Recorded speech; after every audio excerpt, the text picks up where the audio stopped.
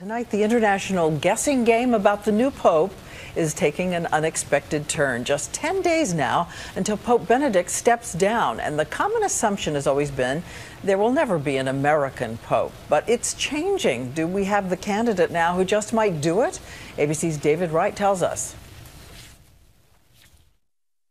Cardinal Sean O'Malley is a prince of the church who lives like a pauper. Even his clothes set him apart from the other men in red. Cardinal Sean, as he likes to be called, never your eminence, wears the simple brown robes of a monk, tied with a rope, plus sandals, even in winter in Boston. He's a holy man, and a man of simplicity. And wouldn't that be a lovely thing to have in a pope?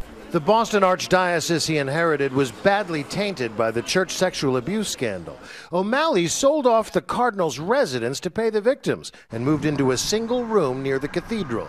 He put the victims first. The church has not always been so responsive. Any new pope is going to have to look at that issue and speak to it. Here in Rome, there's long been an unwritten rule: no pope from a superpower. But Vatican watchers say times have changed. I think people realize that, a cardinal from the United States is not necessarily going to represent U.S. political interests. So I think there's more openness to it. O'Malley is one of two American names being floated. The other, New York's Cardinal Timothy Dolan, who scoffed at the idea when Diane recently asked him. What about you? Is this ABC Evening News or Comedy Central? What is it? You are...